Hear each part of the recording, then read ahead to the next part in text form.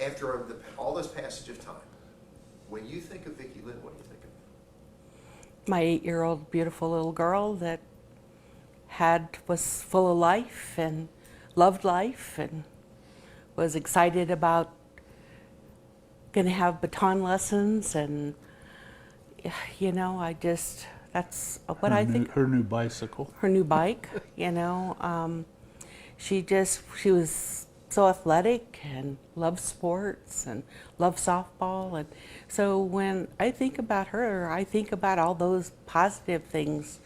The little girl who was so kind and loved people, and her vibrant smile, and her giggles. I miss her voice. It's one of the hardest things is remembering the voice. Do you sometimes imagine how she'd be as an adult? Oh, all the time. We've stayed in contact with a lot of her friends, and one of her best friends, and Jennifer, and to see them as adults and a family and having children and watching their children grow up and being involved in that, it does make you wonder. We have one granddaughter, well, we have 2 granddaughters who look a lot like her and have her personality. And as they're getting older, we saw a lot of Vicki in them, and their love for softball and their love for life and people. And so, we wonder about what she would be like today. Would she, been a famous athlete, because she was very athletic, but she was also so kind and caring. So you wonder, would she have been a doctor? Would she have gone into politics, which I doubt, because I don't know, I just don't see her in that. I would see her more as a caring person wanting to help people and make a difference in her community. That's just who she was. Now, the flip side of that is, what do you, I'm sorry, for a second, sorry. It's okay. What do you think of when you think of the man who's in prison for what happened? When I think about that, and when I think about him, I think about someone who should have been put to death at least 20 years ago. And he was somebody who should have never been out of prison. He was released in 1984 because he was unamendable to treatment. And 4 months later, he had vowed to Ernie Bernstein out of Enid, Oklahoma, that his next victim wouldn't live to tell. And unfortunately, Vicki was his next victim. And so when I think of him, first time I saw him, he reminded me of Charles Manson. He had that those eyes, he had that look. I saw evil. And he, to me, when I hear his name and I think about him, I think about evil. And I have a hard time understanding why it's taken us so long. But I wish that he was gone so we weren't constantly being reminded with his appeals and having to go through what we've gone through for the last 35 years. But now the end is in sight? The end is in sight. Praise the God. Praise the Lord. Some light at the end of the tunnel. Yes, we feel for the first time, and since he was sentenced to death 32 years ago, that we possibly see execution coming. And that has been, not that you want to see someone die, but yes, I do want to see him die. This man took a vibrant little girl's life. He brutally murdered her. There are details about her death that most people do not know. Only a handful of people know, because he did at one point in time confess to 2 different inmates while he was in jail at 2 separate times with the same details, and only a killer would know that. And so we know what her last words were, and we know what he did to her. And so we have to live with that. And so to see him executed, to us we would feel that final justice has come for Vicki. Will that really end the road for you, or it's just a closing chapter? I think it will just close the chapter, because nothing will ever bring Vicki back. We know that, you know, but we know that we're going to see her again someday. If we didn't believe that, we could not live. However, it will close the chapter. We will not have him filing frivolous appeals like he's just recently done with new evidence after 35 years. Give me a break. We don't have to be reminded that, you know, anytime he gets a whim, he can file something in court and get us back in court. That will be over. There will be no more harassment. There will be no more legal issues with Frank Jarvis Atwood. And there will be justice for Vicki. So as far as Vicki, we'll never forget her. She will always be in our heart, in our lives, and in many people's lives. And so as far as, we'll never forget what happened to her, but we've also chosen to take, look at the positive things that have happened because of her death. What were some of those positive things? Well, one thing right off the bat was the Victims' Bill of Rights that gives victims the right to be present during a trial, to refuse an interview. I mean, there are so many things. A right to a speedy trial. We didn't have that. You know, we got subpoenaed, so we couldn't be in the courtroom. You know, so there was a lot of things that we did not, seats were taped off for Frank's parents in court, and we had to stand during the sentencing because there was no room for us to sit. That's not allowed anymore. So that's one thing. You know, the awareness, the public awareness around the community is another thing that's very positive.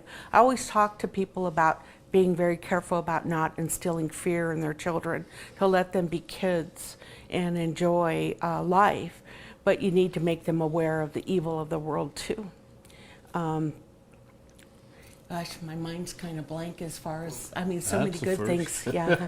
How do you strike the balance you were just talking about let kids be kids, but instill a sense of safety in them, but not the kind that wrecks their childhood? Well, this is what we did. You know, first of all, when I sent Vicki on her bike to go mail that letter, that was the first time I'd ever let any one of my children leave my house without the buddy system. And I did it twice in one day. Not only did I let her go because her brother was sleeping, I sent her sister when her sister got home from junior high to go look for her by herself. So I did it twice in one day. But the hardest thing for us to do was to not make our children fearful that everybody out there was a bad person. So striking the balance was telling them to listen to their gut. You know, when you're out and someone approaches you, you know, your natural instincts are very good. You know, I used to tell them, when your stomach does a belly flop, you know it's time to run. Yell, scream, you know, but we don't want them to not feel like they couldn't ride their bike. The hardest thing for me to do was to buy our son, at the time he was just barely 3 when Vicki disappeared, was to buy him a bike. But that was something I had to overcome. But the second thing was to allow him to ride that bike. They had boundaries. And I mean, we talked to our children about, you know, the good and bad in our, they lived it with us. But I think in the beginning, well, not in the beginning, after she disappeared, was our son, he had from this side of the yard to this side of the yard on the sidewalk out front. He could only play in that area. Yeah. And we thought, that's not right. So we kind of expanded our boundaries, but you know, we were aware of all the situations. Yeah. And tried to be aware of everything. It just, you know, I think for us it was, we did not want to raise paranoid children. Yeah. And we were a very close family, and I think the key is communication with our children. Now, does it still haunt you to some degree, that you're like, well, gee, what if I had not given her that independence that day? Well, Craig, let me tell you, put it this way. I carried guilt for a very long time about sending her that day by herself. And then I realized one day that it wasn't something that I did wrong. It was something that he did wrong. You know, he's the one who committed this evil act against this precious child. And I was just being a normal mom, didn't think anything of it. At that time, we didn't think about kids going missing, you know. I mean, it wasn't until Adam Walsh really that it really started becoming a forefront. And that was in 1980. It's just something you never think about at that time until it happens to you. But, you know, I carried a guilt for a long time. And, but I let that go once I realized that we didn't do anything wrong. We weren't the bad people. Now, as Atwood pursued these appeals, Yes. did you have the feeling he was sort of actively toying with you? Oh, while he yeah. was doing that?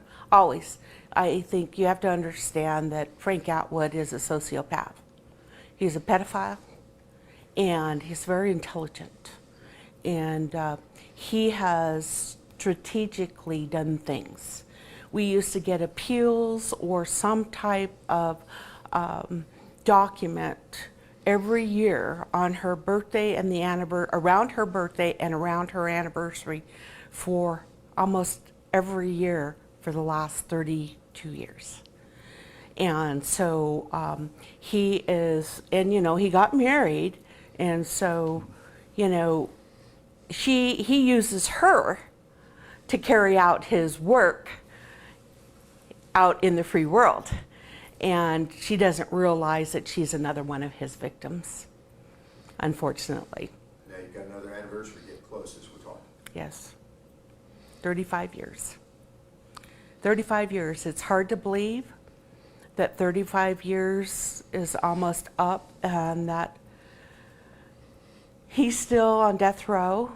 We still don't have final justice for Vicki.